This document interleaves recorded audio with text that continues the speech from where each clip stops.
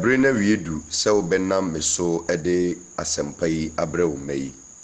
Enkyerɛkyerɛ a emudɔ na Satan ye ho hwie a ontumi. Ebre no nie na mo honhom so na kyerɛkyerɛ wo mai. Ne ehunta ewo mabrabɔ mu. Ne wu Kristo wona mo honhom so adana di ewo wasem mu.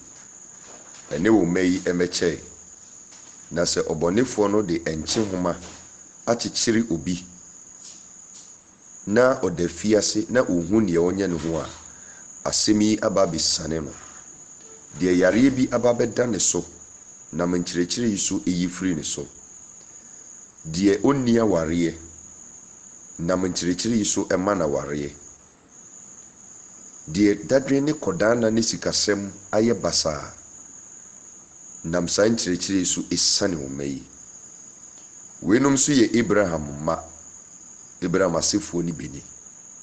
Nanu a oni esuafo ne nam a woko Jerusalem. Bible se wo ka kyerɛ esuafo ne se momman na monko ekura na se. Ya mantam efrumponko bi wo monko na monko sane no. Efisɛ ne ho hia ma Awurade. Obi biara wo dwumadi so ehu hia ma wo Awurade. Wona wasoma me se memeyi wo mfiri wiase mfo mommra waheni anim. Heaven akwantuo no Awurade se wa mmoa yen a ebɛyɛ den. Enu die ba besua die beboa yen bie yani bie aso bie akomam yenye nsɛm yi ne nwura okra nim ne san ne mfiri na mane hunum wo Yesu Kristo de munti. Amen. Yeda Awurade ase se yesan eba beko adesua nim. I apologize for the earlier hitch-up. I'm sure you all find it in your hearts to forgive me for burdening you with the previous tape.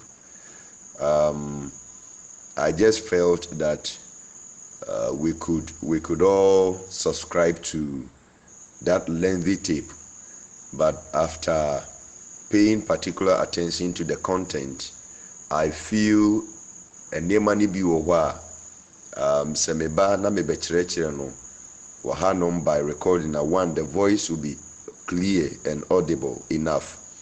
Na feinso no yetumi abreki adesua no ewadodo yetumi abreki se ye nanu ne de beya na ye de aye.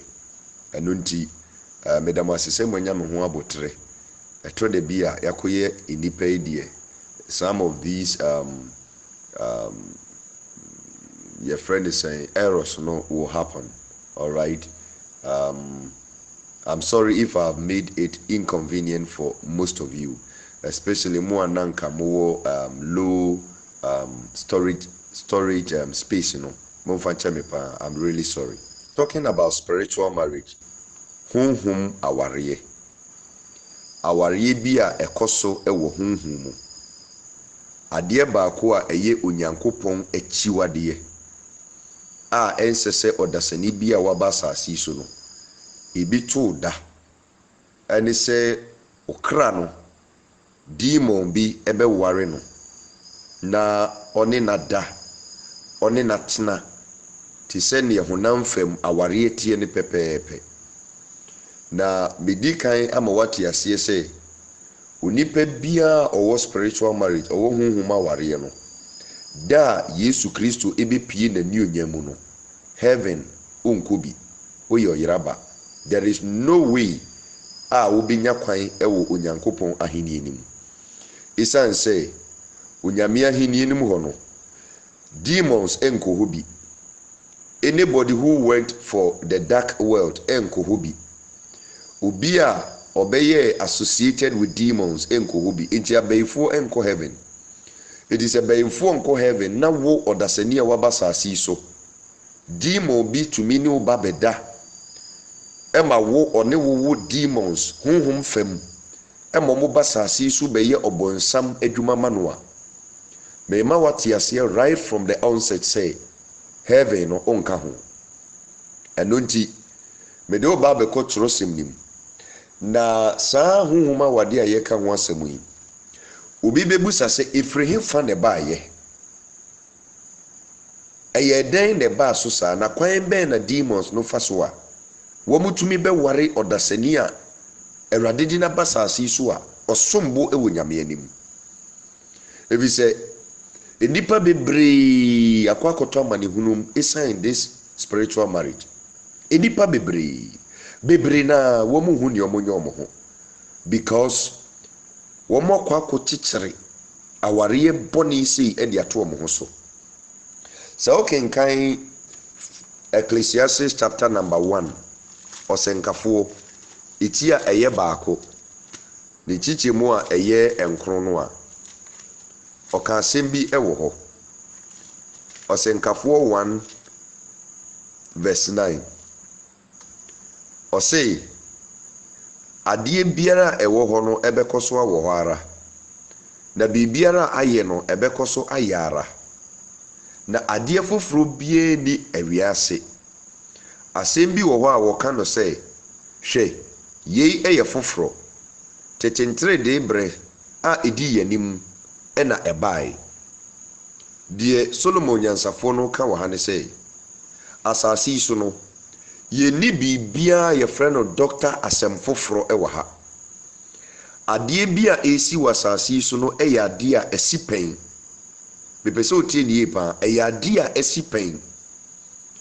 Fiti Noah brɛ so adikanfoɔ no yɛ nananom tete brɛ so ewiase yɛdi kan nom awɔ ntoatoaso yɛdi kan nom ɛna saa adeɛ ne bae eti ɛba na ɛkɔ ɛba na ɛkɔ ɛba na ɛkɔ eti adeɛ bi a wohu ne ne no ɛnyɛ nne yi na ɛbae aba wiase deda na Yesu Kristo ɛka no Matthew chapter number 5 verse number 17.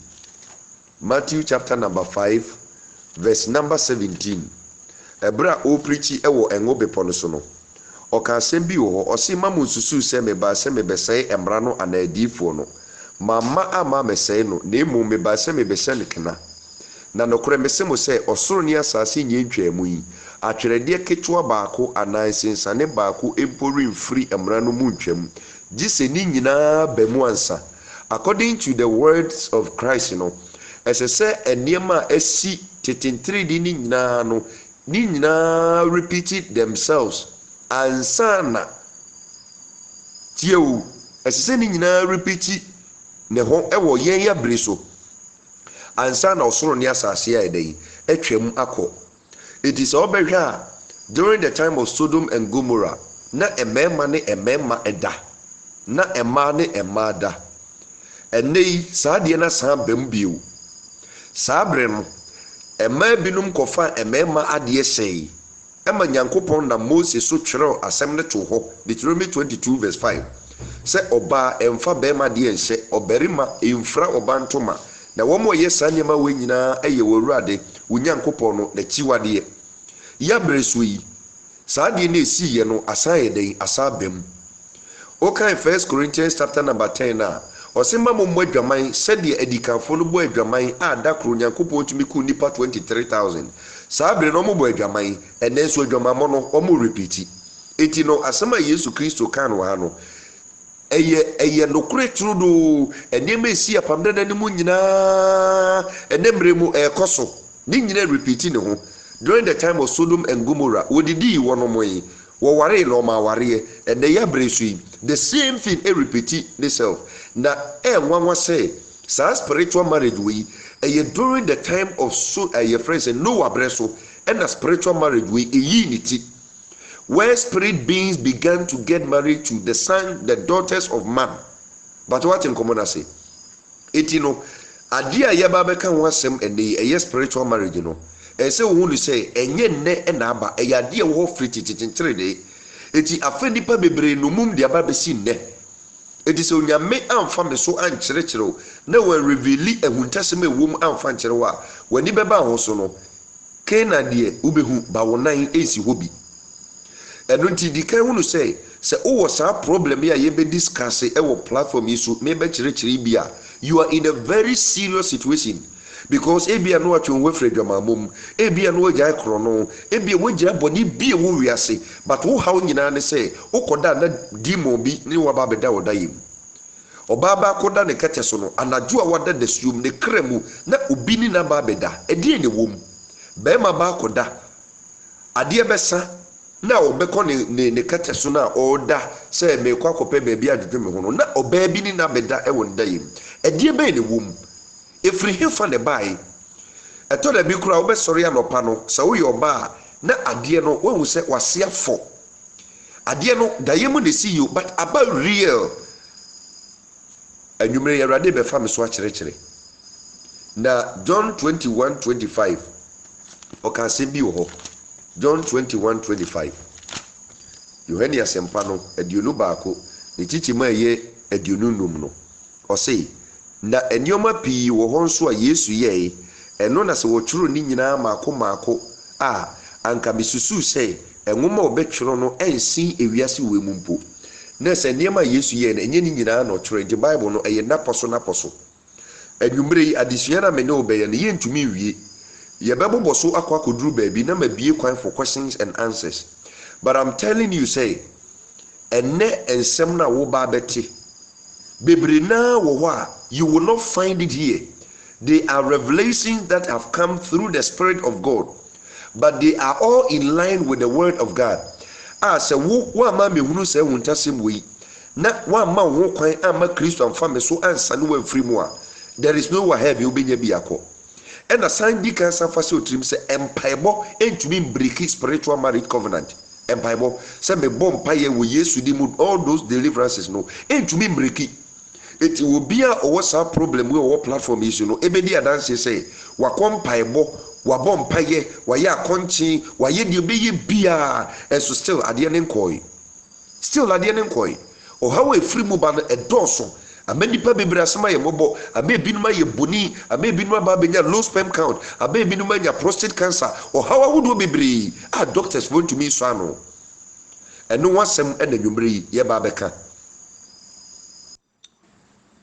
yɛtoa so badansa na yɛbɛkɔ spiritual marriage nankasa mu no ɛsɛ sɛ yɛhwɛ the composition of man bio onipa biara no maka sɛ oyɛ honam ɔkra ɛna honhom na asaseɛ no adebɔ mfiti aseɛ no a onyankopɔn yɛ Adam no na agya nankasa ɛba garden mu hɔ ɛne onipa ɛbɛnante ɛbɛdi nkɔmmɔ ɛyɛ biribiara anwummerɛ biara ansa na onipa akɔda itina onipa ɛyɛ adeɛ a nyankopɔn dɔ no paa ɛfisɛ nyame anka nkyerɛ abɔfo no mu biara sɛ ana wamfa abɔfo no mu biara sɛ ɔmo yɛ ɛma pɛsɛ otie nie paa abɔfo no mu bie ni hɔ a onyankopɔn ɛka kyerɛ ɔmo sɛ ɔmo yɛ ne mma abɔfo no yɛ onyankopɔn asomfoɔ ɔmo yɛ dwuma ma nyame Hebrews 1:5 asɛm a meka wobɛhu wɔ hɔ na ɛyɛ onipa ɛna nyankopɔn faa no sɛ ɛba sɛ one follow adesua ne ya mewura spiritual marriage no mu a ɔnte aseɛ ɛti fa sɛ otirim sɛ deɛ onyankopɔn frɛ no ɔba ɛyɛ nipa ɛti dɔteɛ no ɛyɛ honam no a onyankopɔn de nkwa home gu mu ɛbɛyɛ ɔkrate asefoɔ no na ɔne nyankopɔn na te wasase yi so ha ɛti Adam odi kan no na yɛ nyame dɔba bato wate nkɔmmɔ no ase ɛfisɛ nyankopɔn de ne dɔ nyinaa wura onipa mu ɛno na de confusion ba a onyankopɔn ne bonsam ntam saa onipa creation of man no ɛno na de ntɔkwa kɛseɛ bɛto onyankopɔn ne bonsam ntam because na Satan ɛnte aseɛ deɛ nti a ɛsɛ sɛ onyankopɔn ɛgya ɔno yɛfrɛ sɛ abɔfoɔ no hɔ na ɔbɛtete ɛfam dɔteɛ na ɔde yɛ obi a yɛfrɛ no onipa na ɔde asase yi so nneɛma nyinaa ɛhyɛ ne nsa meanwhile nso no na ɔmo ne nyankopɔn na ɛwɔ hɔ ansa na onipa ɛba the confusion by that will be a subject for another day but ɛyɛ onipa na onyankopɔn consider ne sɛ ɛba ɛti na nyame agya no ɔne Adam honam no ɛte asase yi so ha picture adeɛ wɔ tirim sɛ yɛwɔ honam yɛwɔ ɔkra ɛne yɛwɔ honhom onyankopɔn ɔyɛ onipa wɔ ne suban ɛne ne sɛ so eti nyame yɛ agya ɔba ne hon kronkron ɛna onipa nso yɛ honam ɔkra ɛne honhom meba bɛkyerɛ mu na mede wura spiritual marriage no mu deep a watumi ate aseɛ eti no sesie ya onipa onyankopɔn ba ne nkyɛn ɛne ne bedi nkɔmmɔ ne kyɛ sɛ nyame agya no ɔne honam no adeɛ no a ɛyɛ dɔteɛ no ɛtumi bɛkasa ma ne yɛyi until sɛ onipa bɛyɛ bɔne nyame nso ntumi ne bɔne ntena ɛna ofiri asase yi so ɔkɔɔyɛ no onyankopɔn a ɔyɛ agya no ne kra ɛne Yesu Kristo ɛti ne sɛ ne kra no nso ba na ɔbɛ deliver the soul of man because ɔde nipadua no akɔyɛ adeɛ a ɛnyɛ ama nyankopɔn afiri asase so kɔ ɛti no ɛsɛ sɛ ɔbɛ reconcile onipa back to God ɛti John 1:12 sɛ dodoɔ a wɔgye Yesu Kristo din ne diiɛ no wɔn no ɔma no wɔn tumi sɛ wɔn bɛyɛ onyankopɔn mma. It confirms to you say onipa bɛyɛ bɔne no afei na ɔne ne nyankopɔn ntɛm ayɛ dɛ atete ɔne ne papa ntɛm atete ɛti sɛ Yesu Kristo ama ma rescue soul no na wa reconcile onipa back to God there will be no sons and daughters of God again. So Christ had to come. Eti Yesu Kristo na ɔbaeɛ no ɔyɛ onyankopɔn ne kra a wɔba asase so. Eti Yesu Kristo na ɔbaeɛ no ɛte sɛ di nyankopɔn ada na ne kra ne pie firi ne mu na waba asase so abɛyɛ adwuma owi no sansan kɔyɛ eti oni agya ne kabom yɛ baako sɛ ne nso sɛdeɛ onipa ntumi ntete ne kra ne nipadua ne ntɛm ɛma ne nyɛ yie no ɛsiane sɛ mmea me ne ɔkasa yi meyɛ honam ɔkra ɛna honhom ɛka bom ansa na matumi ne wakasa wɔn nso a wɔretie me saa pɛpɛpɛ na tie eti Yesu Kristo nso ɛbɛsevu ɔkra no eti Yesu Kristo bɛwie n'adwuma no empata adwuma no atonement ne wie a ɔbɛ reconcile man back to God no na ɛsɛ sɛ ɔkɔ na spirit of God ne nso ba eti sɛ ɔbɛhwɛ a nyame mmiɛnsa ne nyinaa basase so ha the Father has been here bɔne nti ɔkɔɛ Jesus Christ has been here waba bɛwie the redemptive work ɔno so kɔ then the Holy Spirit who is the God on this earth has also come eti nyame onyankopɔn na ɔbɔ soro ne asase no he is the spirit as he say ɔno so aba bɛ connecting the spirit of man so that we can relate to God eti enkyirikyiri mu amediama yi it tells you say onipa this life that we have 3 dimensions of life. We have the physical living, we have the metaphysical living, and we have the spiritual living.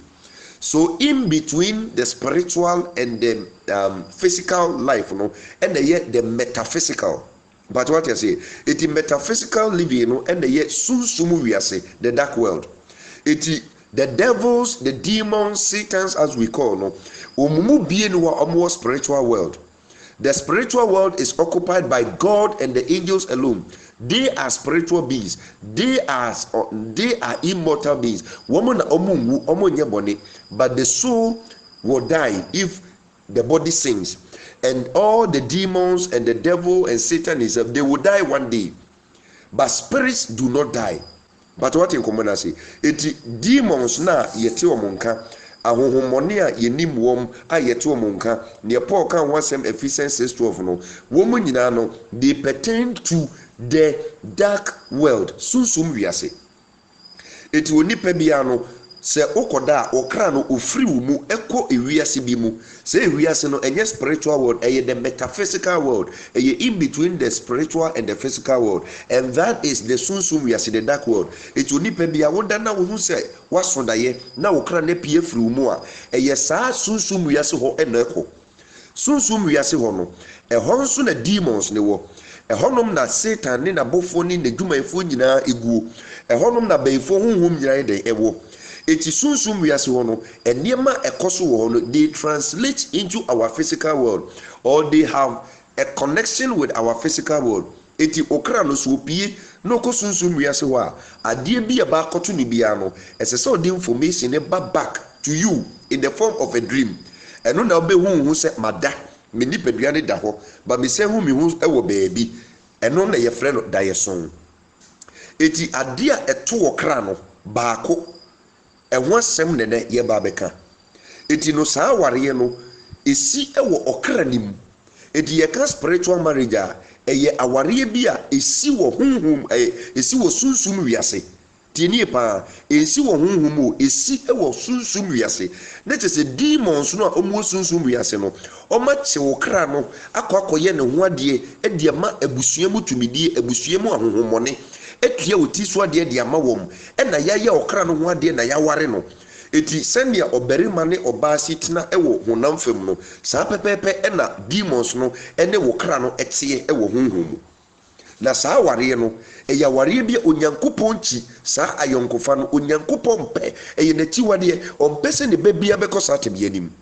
but unfortunately yɛwɔ kristofoɔ bebree tete nsɔndan mu a wobɛhu sɛ ɔmo kra no demons no akyekye wɔm ɛde awareware wɔm ɛfiri hefa ɛyɛ dɛn de baa ne saa ɛno asɛm na mene wo ba bɛka yi eti no per the explanation na mede ama no mede wo ba bɛkɔ what is marriage yɛka awareɛ nkasa what is marriage na yɛnkɔhwɛ ade a ɛyɛ awareɛ yɛka spiritual marriage na ansa na yɛbɛka ne mmienu abɔ mu no let us ask the question what is marriage yɛka awareɛ a ɛdeɛn ne awareɛ enipa bebree dwen sɛ awareɛ ɛyɛ bra ɔbɛɛma akɔyɛ ne yere ho adeɛ na ɔde na kɔ fie na ɔmakɔ afebɔɔ eti no yɛn yɛdaadaa brabɔ mu no sɛ ɔbarima bi kɔyɛ ne yere ho adeɛ a deɛ yɛka ne sɛ waware saa na yɛn nyinaa yɛka no sɛ oh waware na I'm sorry to present a different information here on the platform. Esan say the Bible has something different to say. So oberima ekoye oba ho ade ema na busua eye enipa eni so na waware ti asem ni ye eye nipa eni so eno na enipa didi adanse ye say asumesi waba beye asumesi yere anani kunu bra yakwa akoye oba ho ade no ede ama na busua no eno na abusua ne mienu didi adanse esan se yakotua ne ti ade ede ama oba na busuafo ena oba na busuafo so age ena dansefo abem eti yeye saa amane no ede kire se afei de asumesi eye bra we ne yere ana eye sister we ni kunu eti from that time no obi entumi emma sister ne ho ana se obi ntumi nkɔ bra ne ho but what you see eti ya mamre mu no se wokɔ obi yere ho ana obi kunu ho ne yechewa yebetumi achewa bɔwka yebetwe waso because waba abaye amane ye kire se eye ne yere na nuanom eno no ye honam fam awaregye it is a beema no akoye oba no ho ade na one ne have sex da one ne nsia da there has never been any sexual intercourse ene eyi nipa ni so onoma aware but honhom de aware apam emeto ho pese oti ni pa onyankopon anim no ade a ede aware apam beto nyame anim eye sex enti no yeka what is marriage sex is equal to marriage so obi ni obi have sex ene e friend aware ewo honhom mu ebi se woni wo ba nam na waye no ho ade ama na busua na woni ne have sex nipa ni so de mo ya warefo but honhom no mo nya warefo nyankopon mu ni se e ya ware eno nti na tetemre mu no se obema nya ware se pe ye ma no na awotwe mienu se one oba no nye den enkonko di honeymoon na omo have carnal knowledge of one another eno na sa intimacy no ene de aware apam ne beto nyankopon anim eti anytime we are talking about marriage sex is equal to marriage so without sex there is no marriage before God se empamwa grodi amemu a aware apam e beto nyame anim me pese uti adisua ni yi pan fi se anwumre no mani abre baabi a me pese me di mu wurawura no enipa bebre asema ye mobbo a wo mu hu ne omo nye omo ho adifo ne asofo ne nika nkyerɛkyerɛ eniema ɛwɔ twerɛsɛm no ama ya ntiase the real concept of the Bible eti aware sex is equal to marriage now if sex is equal to marriage and na de tie ne say obema ne obaa bi ko have sex na onye ne ho ade a hunhum no ɛyɛ aware ɛno na nyankopɔn bu ne sɛ aware because ɛno na ka aware fo yɛ dɛn ebom Genesis chapter number 2 Genesis chapter number 2 verse number 24. Senti eno berima beja ne na ene na gya ho. Na ɔde ne ho akɔbata ne yere ho. Na waye ɔhonam koro tiu. Ɔde ne ho ba akɔbata ne yere ho. Na waye ɔhonam koro. Na wɔn baanu abedida adagya. Na wɔn baanu bedida gyina nkyerɛ sɛ the man is naked, the woman is naked. What you see, oberima no ene ne yere. Na wɔn ani ewu. It you know when you have sex together as husband and wife, you don't feel shy. And no, it is a sex no ne ma awaria pam no be de ebeto nyame anim. That is why Genesis 2:25 no is talking about sex ewo ho. If you look at the context, na wɔn baanu bedida adagya. Because nobody has sex with his clothes on. It is no being naked nature say there has been a consummation of the marriage. It is a bear free ni maame ne papa ho e de ne ho kɔbata ne yira e mata ho no nye physical e mata ho e yade bi a wo afei they are having carnal knowledge of themselves oma have sex to prove say afei de okra na ba be ye baako nipadua na ba be ye baako. Eti saa mogya pam no saa ehyiamudie no saa sex no ene nyankopɔn e consider ne say marriage. It is obi nya wo yere na wo ne koda wa ware no. It is from the day you break a girl virginity no, that was the day you got married. It is who no adi onyankopɔn pɛ ene say woni obi ba koda because woni nyanda se pɛ eyaware. It is a one kwankoye no wade amfa ma na busuafo na woni nantena ne woni nkwa na nyina. I'm telling you say woni onyankopɔn e wasem ka because the moment a woni oba beda no ahohommɔne bedi adanse se waware. Nyankopɔn abɔfoɔ so bedi adanse sɛ waware. Ɛno chi na Bible no sɛ o sɛ ɛsɛ sɛ wokɔ na wokɔyɛ den na wokɔyɛ ɔbaa no wokɔtua ne ti adeɛ ɛde ma na busuafoɔ. But what in common say? Let's check Deuteronomy chapter number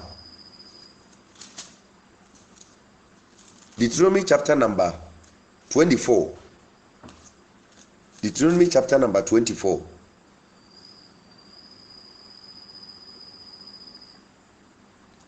I want to make reference to the quotation. Exodus 22 verse 16. Exodus 22 verse 16. Bra oba onware bema onware no mako have sex. Tie ne Bible no ehye won. So obi kodada baba a wonye na wade no ne ne da. Manema itiade na onware no. Se na gyampene se ode no ema no a onkare sika ema se de wo ma ema ebunu tiade no. Tiwo eti nyankopon nim say ade a ema oba ne oberima kabom say awarefo eye sex. It is sex is equal to marry. It is only oba ne koda bobra or ye single oba ne ye single wonso ye single na mokohie mu si pe da mo be have sex no sa lady no eye oyere ye wo ema ne mema bebre wo ho a omoti bom say awarefo ti ni pa wo be ma ne nkoye oba no ho ade. But on any course wada have sex. Enye nyankopon sese no. But the moment only oba ne beda na ese wo hunu se eye wukunu eye wo yere. Eti wontumi nya ne ho enkoye oba foforo ho ade ne nante eye musuo. Obi a obe free girl oni na da ho akwa ware oba foforo no wabo musuo hu mu. Ebi se eye aware.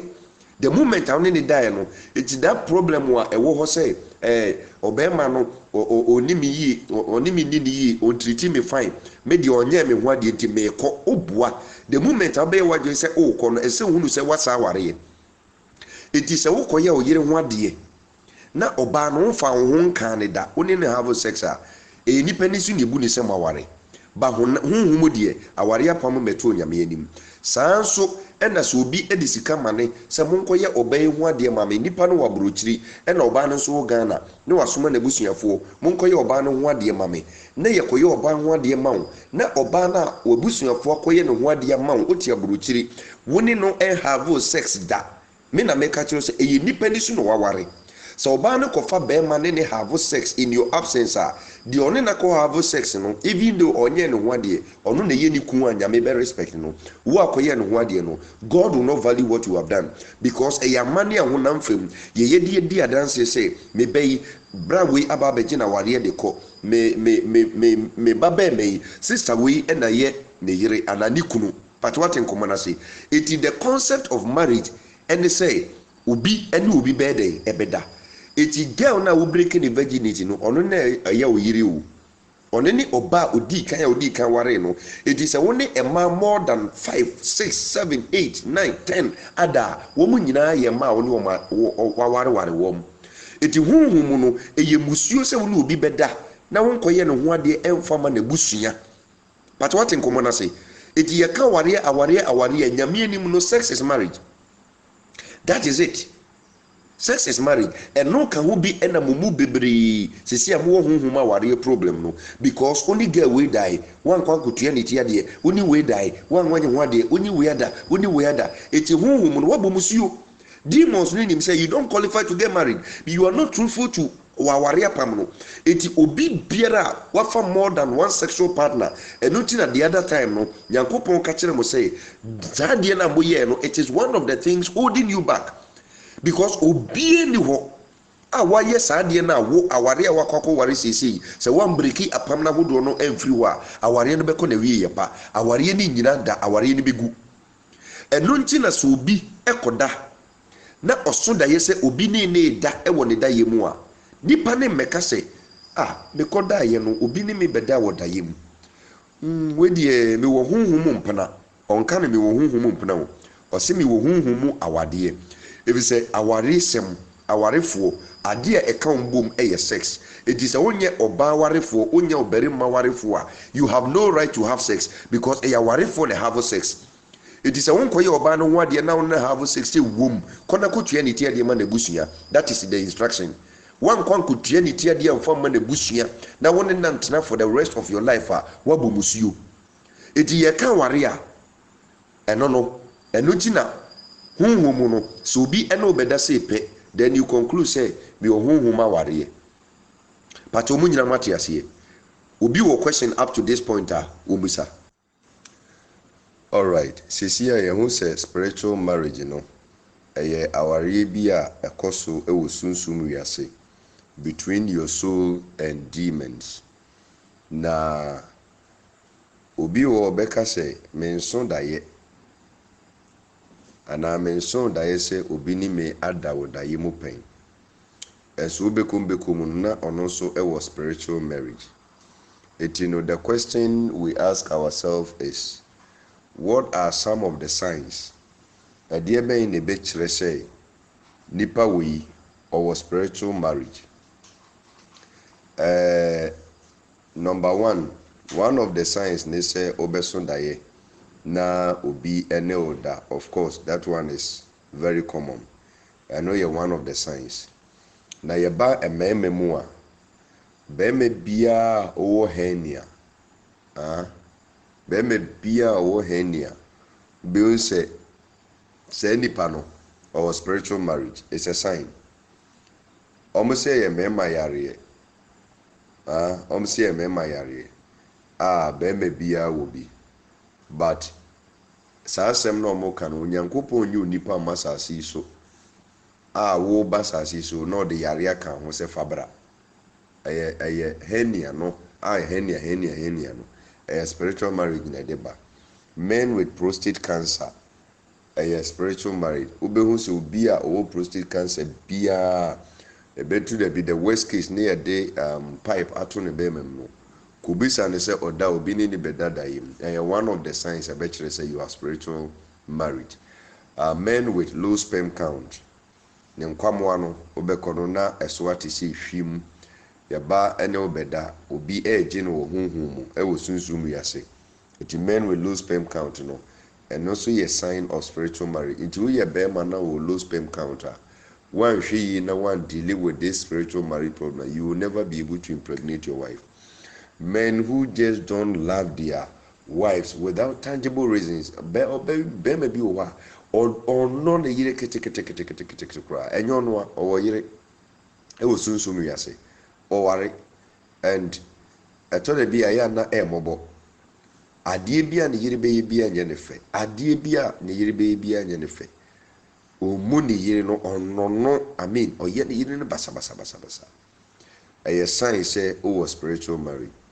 And ye wo be maybe o wa o wo ne ma o no wa wo mpo no enkwara no hwe wo sɛ nkwara no bɛda sɛ nkwara no ɛbɛyɛ den ɛyɛ common with both men and women ɛno na ɔbaa no so wɔ spiritual marriage otumi gya nkwara ketewa no ɔde wɔn mama bɛrima no ɔkɔ no wadom no ɔkɔ ɛkyerɛ clear sɛ saa ɔbaa no nso wɔ spiritual marriage. Then yɛwɔ bɛrima bi wɔ hɔ a ɔbɛtumi ne ɔbaa da saa 2 hours 3 hours still na ne ho maa na tenka bɔ kyirikyirikyirikyiri ɛnyɛ saa na nyame hyehyɛɛ no. Nyame hyehyɛɛ ne sɛ within the first 2-3 minutes no ɛyɛ sɛ ɔbaa ne bɛrima nyinaa mo ho sane mo eti ankɔba ne saa se pɛ ɛyɛ sɛ ohun sɛ there's something wrong. It's a clear sign of spiritual marriage. Saa na mmaa ne bebree nso teɛ woba mmaa mu a ɔbaa bi a ɔwɔ fibroid biara no ɛyɛ spiritual marriage sign. Ɔbaa bi a daeɛ wɔ no so ɛyɛ spiritual marriage. Ɔbaa bi wɔ hɔ a wobɛhu sɛ ne tubes no ablɔke. Tubes na blɔke a ɛyɛ 2 things. Ɛsɛ ɔte ne yɛ paa. Tubes na blɔke yɛ 2 things. 1, spiritual marriage could be a cause, and 2, dieting could also be one of the problems.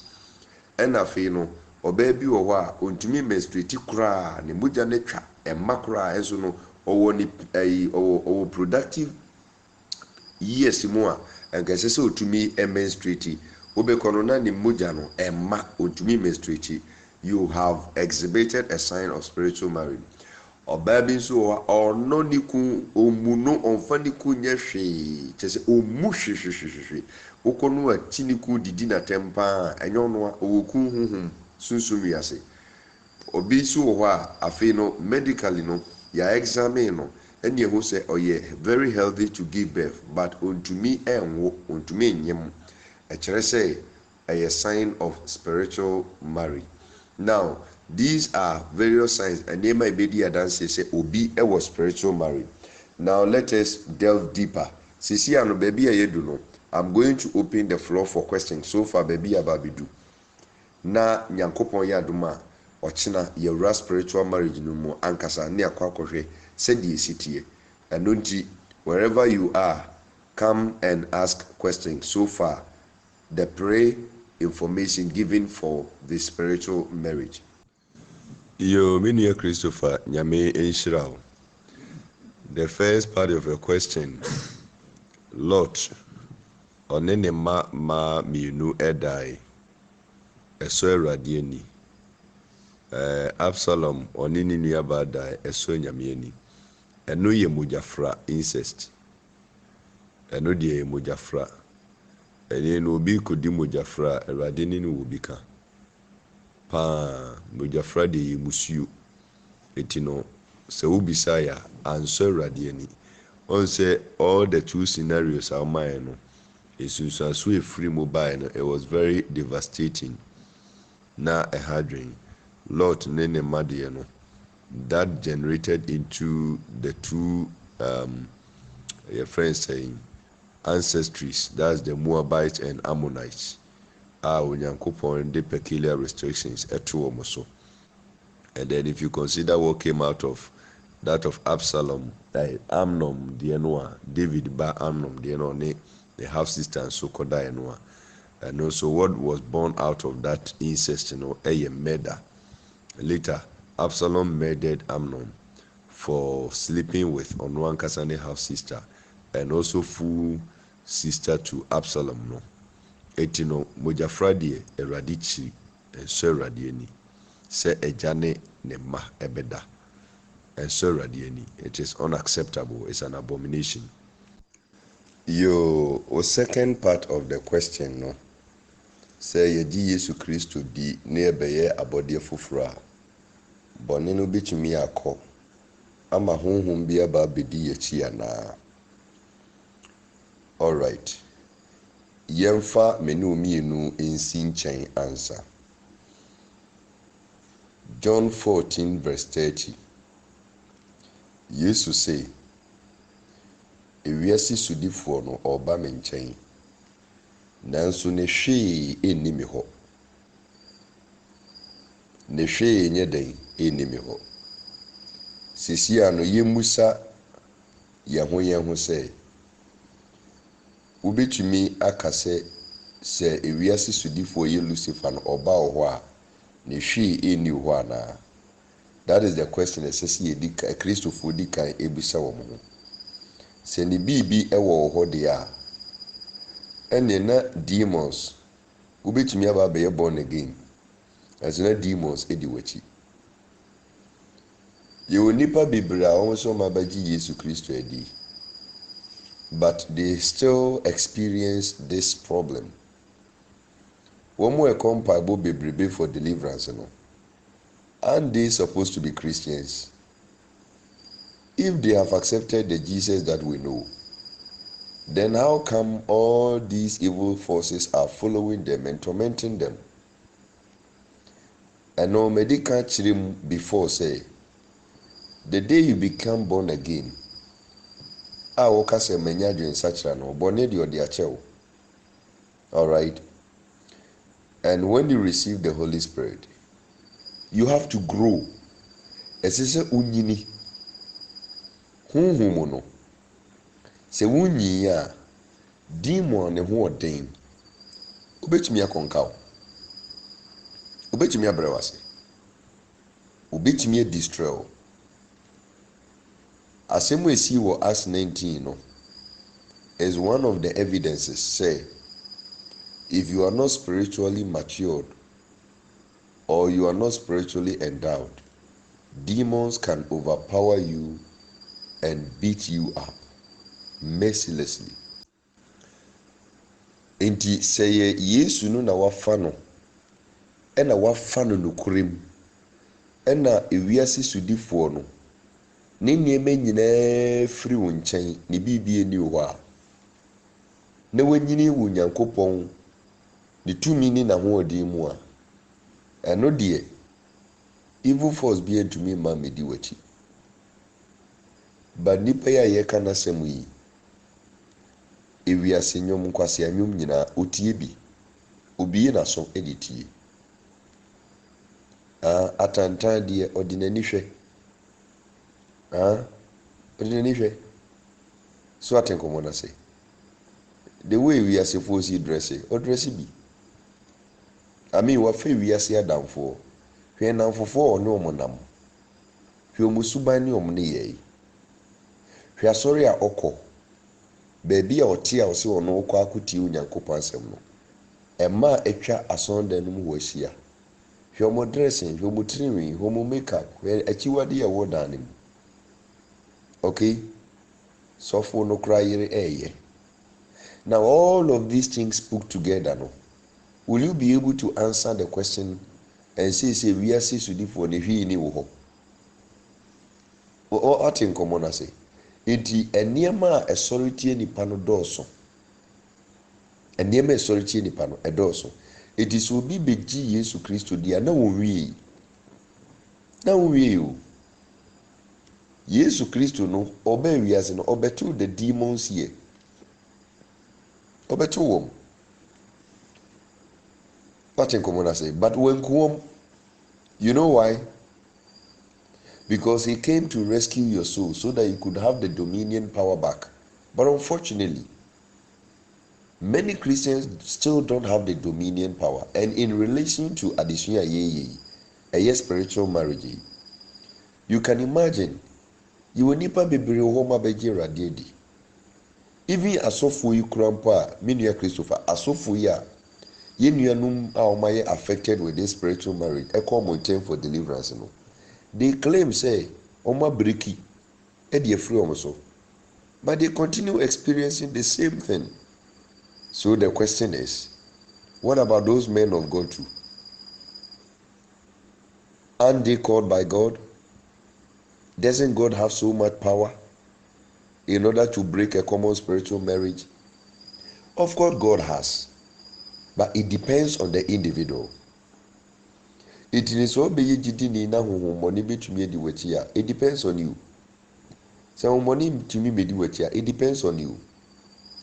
Echidie no, I'm not referring to the monitoring. I'm referring to say coming into your life to torment you. Anunti na yato ye boase a yesu ya san de mase.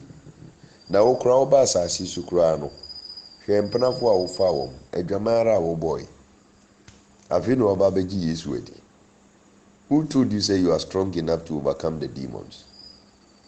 You have to grow in the knowledge and power of God. ansa na wobɛtumi ade ho. It is a ubisaya. It depends on the individual. Ɛno na ɛbɛ determine. Nyame nhyira wo. Yo, Mame Fati, o question di kan no. Ɛfa sɛ woyɛ Kristoni ɛna bɛrima a wahyia no nso yɛ Kramoni. Enti no sɛ one no ɛkɔhyia anaa mokɔ have sex a Kristo gye tom sɛ ɛyɛ awareɛ. Sɛ ɛba awareɛ a yɛmfa religion ɛnto nkyɛn ansa. For now, mɛba ɛno so ba yɛni kan fɛ no nto nkyɛn ansa. The moment a wo ne bɛrima ba kɔ have sex, sɛ woyɛ Kramoni na woyɛ Kristoni, anaasɛ woyɛ Nkrani na woyɛ Igbeni, ethnicity does not come into play when it comes to religion, spiritual matters. And religion does not come into play when it comes to spiritual matters as far as our discussion is concerned. Iti adeɛ ɛsɛ sɛ wohu ne sɛ so yɛ Kramoni o, so yɛ bosonsomni o, the moment a wo ne bɛ have sex pɛ ɛyɛ awareɛ apam da akɔ akɔtɔ Nyame anim. Moaka bom sɛ awarefoɔ. Ɛfiri sɛ sex no ɛyɛ awarefoɔ nko ara dea. Wate nkɔmmɔ no ase.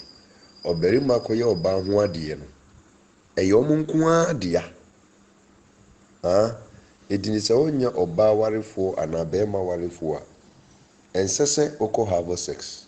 Ɛti no sɛ ɔyɛ Kramoni o, sɛ ɔyɛ Kristoni o, sɛ ɔyɛ bosonsomni o, ɛsɛ sɛ wohu no sɛ munya have sex ne sɛ pɛ awareɛ apam no akɔ akɔtɔ Nyame anim. Enti no ɛsɛ sɛ wokɔtua wo ti adeɛ ɛde ma wo papa na ɔne wo tena ase ne nkwa no nyinaa. Na sɛ Kramoni ne Kristoni awareɛ no ɛno nso ne yɛteɛ ne sɛ obi a ɔnye nie, Bible no sɛ ɛma yɛne sɛ nipa no ɛntwe kɔnnua korɔ. Ɔnye Yesu Kristo ni, ɔyɛ unbeliever. Wate aseɛ, ɔyɛ unbeliever no wokɔware no a ɛnyɛ ye. Ɛsɛ sɛ ogyidini na woware no. Iti Kristoni ne Kramoni awareɛ no, sɛ woyɛ Kristoni a your Bible does not allow you. Nyame ma wo kwan sɛ ɔba kɔware obi a ɔnye nie. Ate nkɔmmɔ no ase. The marriage will never work. Na wokɔ akɔyɛ Allahu Akbar, Bismillah ilallah Akbar, now so in the name of Jesus. I mean, what kind of confusion is that? Iti Paul 2 years for ɛsɛ sɛ mu kura gyidie baako, faith gyidie baako. Ate nkɔmmɔ no ase. The situation whereby Paul says say a believing wife, through the believing wife, no, the unbelieving husband will be saved. No, it was subject to Paul's own exposition. But Nyame nhyehyɛ mu no, that is not it. Eti woyɛ Kristoni a untumi nkɔware wiaseni, untumi nkɔware Kramoni, ɛsɛ sɛ ɔware ogyidini te sɛ wo. Saa na adeɛ no teɛ. Ɛna aha no question a wobisaeɛ no, video no sɛ wotie ne yie a anaa lesson no sɛ wotie ne yie a ɛyɛ sɔfo bi ɛna ɔbaa radio so ɛna na support the idea sɛ ansa na bɛrima baako yɛ ne ɔbaa ho adeɛ no, ɔni kan ne ɔbaa no have sex. Asɛm a na ɔno sɔfo ne kan no, ɔni kan ne ɔbaa no have sex na ɔhu no sɛ 1 engine ne yɛ correct, 2 ɔbaa no bɛtumi anyem ansa na wakɔ akɔyɛ ne ho adeɛ. Of course, the asɛm a sɔfo ka deɛ sɛ ɔyɛ bɔnsam sɔfo, ɛnyɛ Nyame na ɔdeni no. Wate nkɔmmɔ no ase, ɛnyɛ Nyame na ɔdeni no. Wate nkɔmmɔ no ase, Nyame nhyehyɛ mu no, sex before marriage no, before amanneɛ no, ɔmpɛ. Wonim deɛ nti a wɔmpɛ? Mekyerɛw nokore pɛ wɔ mu. Deɛ nti a Onyankopɔn pɛ ne sɛ wonim sɛ honam ne mogya, atorosɛm ne nnaadaa ahyɛ mo ma. Ebiara ne sɛ obi tumi si so na ɔne wei ada. Wohu ne ɛbɛyɛ na ɔmo ntɛm ate. Meanwhile nso no, sɛ wone obi da a, wontumi ne ne ntɛm nte, agye sɛ owu na ɛbɛkyekye mo ntɛm. According to Romans 7:2-3 no, ɛyɛ owu na ɛba bɛkyekye mo ntɛm. Anaasɛ adwamammɔ ɛna ɛbɛtumi ama mo ntɛm wate. Ate nkɔmmɔ no ase. Eti no sɛ ɔsɔfoɔ ɔno ɔse ɔyɛ sɔfoɔ no, or advice you or advice the general public say bɛrima kɔsie ɔbaa no pɛ sɛ ɔware no a ɔni kan ne have sex a wabɔ dam.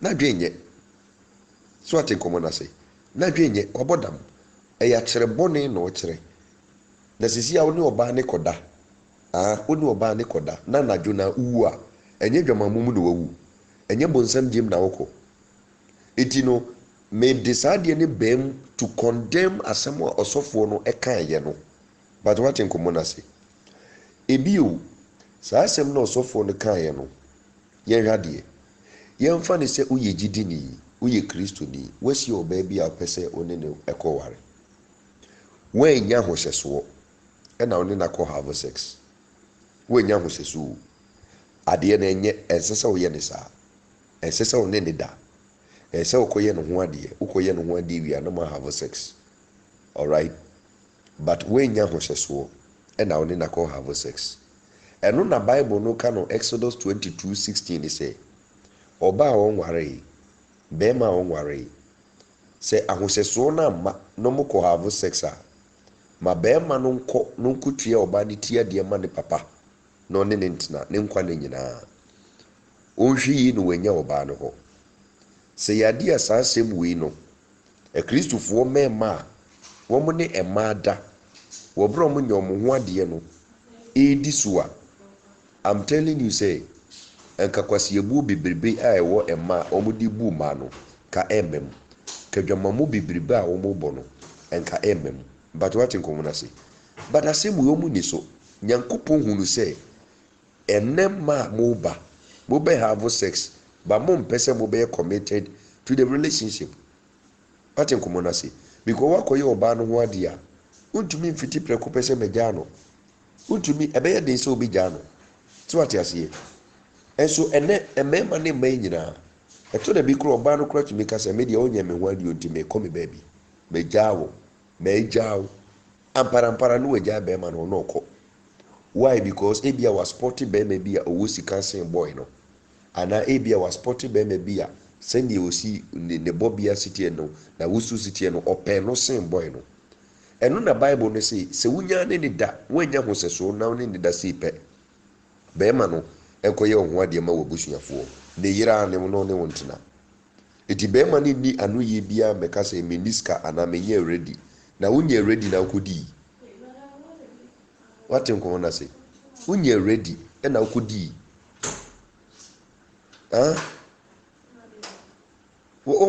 se ne density eti se wetumi akwa ba no na waye no ho adwuma wo shutu no a ese okona kotua ne tie de uniska kone kodi pa ne kotua ne tie de ade a enwanwa ne say obema bi o wa o TV woni dem o fridge woni dem o nkunya woni dem but oba one ne ti ho na woni na da woni na have sex na o use na no pa wie nwumre no ontumi nkotua ne tie de ade di na wonto TV no any fridge no any dem ne na nkoye oba no ho ade iti no eye hyehyɛ nyame de to ho nyame mpese mu be have sex ansa na maware because se wunya ne have sex na wankoye ho ade na okofo oba foforo si pe mabomusuo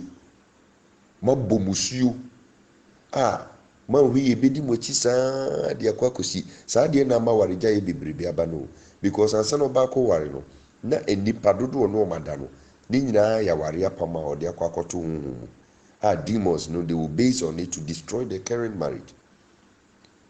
It is obisa ye munchiri mu no. Your first question in this tape no uyo gidini oni obate onkoye ne ho ade na da bia moda esore mo have sex u bisa se eye dwaman ana se eye ware ye freno empena ware na se eye ware tini pa eye ware ba ne description ne ye empena aware ye de empena no so honam fam because obie ni ho ye busuani a odi adanse wo saa ware ni mu but what you say obie ni ho odi adanse wo busuani mu se eye oyiri ni ana wokunu ni eti eye aware but eye illegal aware kopem se oba koye oba no ho ade no eye aware munya have sex no a maware ɛno na mepɛ sɛ obi ade to ne tirim wonya have sex no a waware sex no na ma obi bɛyɛ ɔware ne wɔ nyame anim so ate aseɛ ɛdi no sɛ wonya akɔyɛ ne ho adeɛ a ɛmpena no bɛfiri so na waba bɛyɛ ɔwarefoɔ ɛnkyɛ ɛmpena ware bi ɛbɛyɛ aware pa so ate aseɛ ɛti no ɛyɛ awareɛ na emu no sɛ wobisa sɛ ɛdeɛ ne adwaman a adwaman no ne nkyirikyirimu no egu ahoroɔ yɛwɔ fornication yɛwɔ adultery ɛne yɛwɔ idolatry. Fornication no ɛyɛ dwaman, adultery no ɛyɛ dwaman, ɛna idolatry no nso ɛyɛ dwaman. Na yɛhwɛ nsonsoyɛ na ntɛm. Fornication no ɛyɛ ɔbarima ɛne ɔbaa wɔn nkɔyɛ ɛho adeɛ nkɔhu abusua na wɔn have sexual sin ɛyɛ fornication. Ɔbaa yakɔyɛ ne ho adeɛ na ɔne ne kun asan have sex. Eti honam fam ne honhom fam wɔn aba bɛyɛ awarefoɔ nyame anim ne abusua anim. Na ɔbaako efiri ne kunu anaa ne yere akyi asan ne obi foforɔ akɔ akɔda. Wasa awareɛ ɛno yɛ adultery. Onya akɔsa awareɛ no a nipa na ɔne ne kɔdaeɛ no sɛ ɔno nso nwareeɛ a ɔno yɛ ɔbaa warefoɔ anaa bɛrima warefoɔ no ne obi a ɔnwareeɛ akɔ akɔda no wasa awareɛ asan bɔ adwaman fornication ɛno yɛ two troubles one God. Ansa na sɛ obi yɛ okristoni na ofiri nyankopɔn akyi kɔ maalam hɔ anaasɛ ɔkɔ bosom so a ɔno nso abɔ adwaman. Eti sɛ obi sɛ adwaman ho no a ne yɛtie no no. Yo, me nua Christopher, nyame nhyira wo ɛne w'asɛm bisa. Sɛ ɔtaeɛ ɛba obi so because of training adeɛ a ɛno no ɛyɛ different from asotwe o.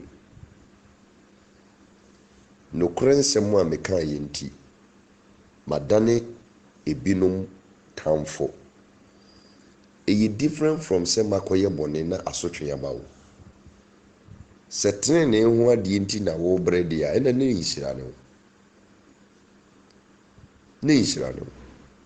Sɛ training nti Yesu di nti ɛna nipa ne brɛ na ɔtena sesese na brabɔ na ɛnyɛ ne bɔne bi ɔkɔyɛ nti ma mema example. Yɛde wakɔ akɔto afiase. Aban na kye yɛde wakɔ akɔto afiase.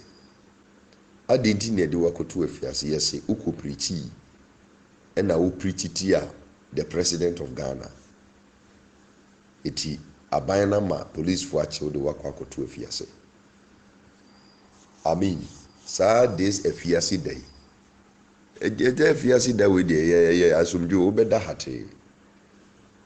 Obakɔbrɛ, obɛfam. But ɛyɛ training ho adeɛ nti ɛna wakɔda afiase. But sɛ amrobri ɛna de wakɔ akɔto afiase a ne nyinaa yɛ afiase da ba wahu the difference between the two. On deɛ kɔɔso afiase da no saa pɛpɛɛpɛ na tie. Sɛ obi ɛbɛnya boasetɔ ɛwɔ Kristo mu ɔne kyɛ sɛ ahohiahia aba ne so no ɛyɛ Kristo akyidie ɛne training nti ɛna saa nneɛma no aba ne so. Ɛno ne saa ne deɛ sɛ yɛ nhyira because akoa ɛnsin owura. Eti yɛ training dua no yɛde ne fa amanneɛ mu a wo a woyɛ n'akyidini no nso bɛfa amanneɛ mu. Ɔtaeɛ bebree ba yɛn so honhom fam ne honam fam. So ate aseɛ. Dwumadi a mene mu di wɔ platform esi. Sɛ attacks bebree ba but ne nyinaa mu no yɛbu no mfasodeɛ because ɛyɛ dwuma a Kristo de ɛsɛ yɛn nsa. Training nti sɛ ɔbɔnefoɔ no bɛsɔre atia yɛn because yɛasane nyame ma de afiri amanneɛ mu a so be it, we rejoice in it. we are able to build perseverance, endurance in it. But sɛ ɔbaa kɔdi bɔne na ɛho asotwe bɛba deɛ no nso yɛ different o. It is different from the punishment you get for your sins, and is different from ɔhaw a ahohiahia ba wo so ɛsiane the name of Christ or the cross that you bear. But what in common I say? It is okay sɛ yɛn bɔne ɛna de yɛn ogyidini kɔ ahohiahia mu a ɛnyɛ bɔne no nko a tenenee nti wobɛtumi akɔ ahohiahia mu. But the good news is ɔtenenee nneɛma ne ɛdɔɔso, nanso Awurade bɛgyina afiri ne nyinaa mu. Okum yɛn daa, nanso Kristo di yɛn mu. But asotwe ne deɛ wobɛtumi afa mu awu. What in common I say? Wobɛtumi afa asotwe no mu awu. Ɛno na sɛ asotwe ne ba na wansan wɔkyi ansan kɔyɛ bɔne na wu a ɔkra ne deɛ ɔbɛkɔ Awurade nkyɛn, ɔbɛnya baabi papa akɔ akɔtena. Patro so what in common I say? Nyame nhyira wo.